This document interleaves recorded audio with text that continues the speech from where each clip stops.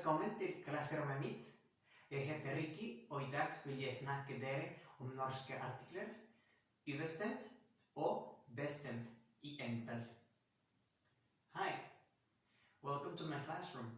My name is Ricky, and today I'm going to talk to you about the indefinite and definite articles in Norwegian of the singular form. So let's start right into it.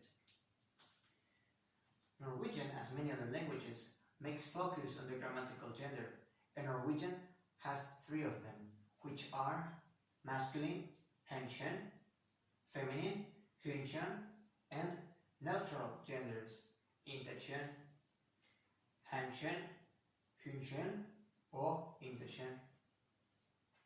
I would like to explain really quick what indefinite and definite articles are, because I understand not everybody is really used to those terms.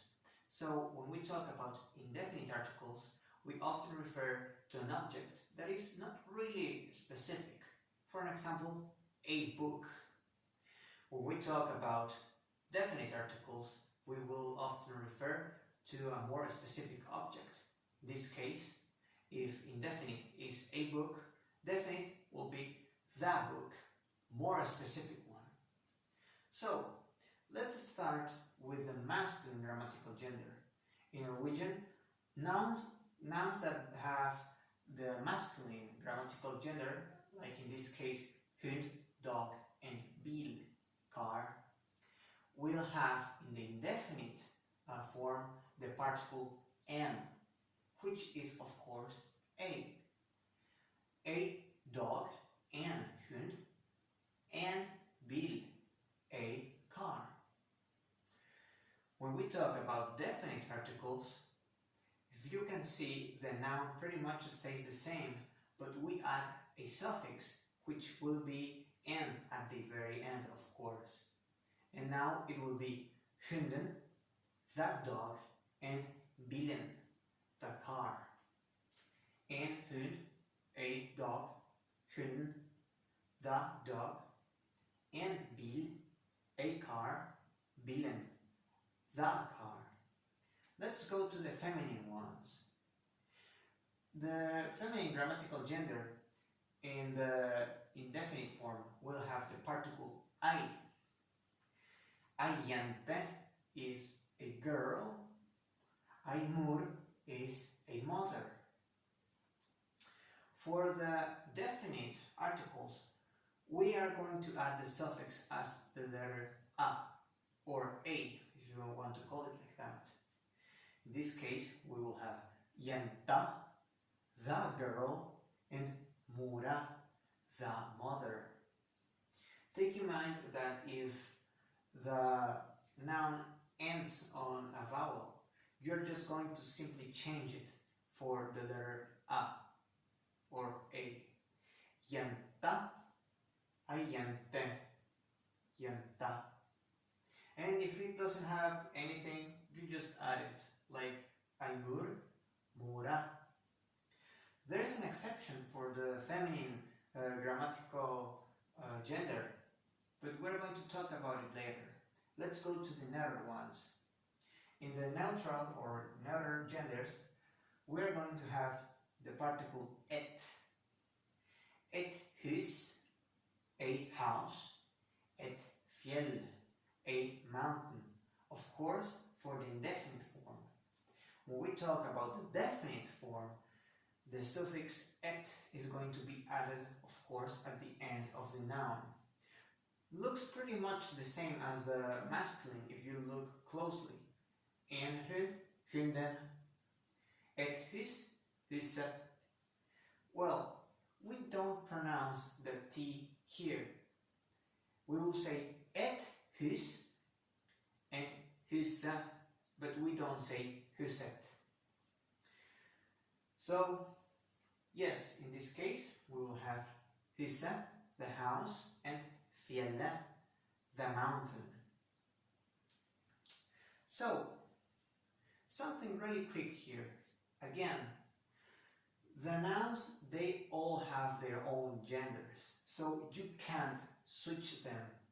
Or, for an example, you can't say et hud, that's wrong. or en whose. That's wrong. You just don't mix them. Each noun has their own gender and you have to always respect them.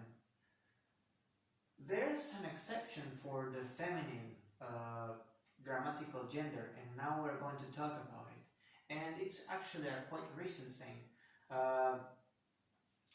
You can actually, and this is just for the feminine grammatical gender, again, you can actually switch the particle I for N, like in this example. You can say I jente, but you can also say en jente. You can say jenta, the girl, but you can also say jenten, the girl. Both are correct, but this is quite unusual. It's not so common. This is more common and this is quite a new thing. So if I suggest something is to always learn, specifically talking about the feminine nouns, their right and correct pronunciation as it originally was. Again, this is correct, but it's not so common. So, let's make a really quick recap. For the indefinite articles, we'll have in the masculine form the particle en hund, a dog, and bil, a car. For feminine, we can switch between I or en, like here. I jente, en jente, I mor, en mor, of course, can be like that. Jenta, the girl. Jenten, the girl. Mora, the mother, excuse me. And moren, the mother. Of course, you just, instead of putting a, you just add n at the end. It's correct, but again, less common. And of course, for the neutral ones, we have et hus, a house, and et fjell, a mountain, adding the et particle for the indefinite case or form. And for the definite ones, we're going to add in masculine the suffix n at the very end. Hunden, the dog. Bilen, the car.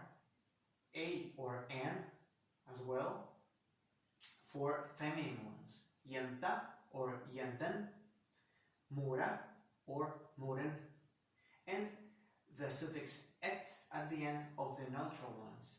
Huset, the house. Fjelle, the mountain. Perhaps you can be wondering if there is any rules or any way I can realize the gender of a noun. Okay, yes, there are some rules, but those nouns that follow those rules are just simply not so common. They are quite weird, or not weird, but strange to see, not so often. And the biggest rule I could say that is out there is to simply memorize each noun that you came across. So if you are just looking on the internet how you say dog, I suggest you to put it on the Google Translator and to see if it's a masculine noun. Of course, in this case it is. Or if you have a dictionary that is Norwegian English or anything that just includes the Norwegian language in it, try to check out if it says the grammatical gender of the noun.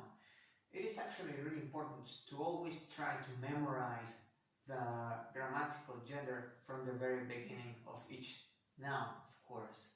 You can also try using some learning apps as Duolingo, or if you know any other, you can use them, and of course memorize those nouns and their correct grammatical genders. So, I think that would be pretty much it for this video. I'm planning to make another one for the plural form, because I know plural also has its own articles. So that's going to be for another occasion, right? I really hope this video was helpful and that it can solve any questions you have. So thank you so much for watching and bis snackes!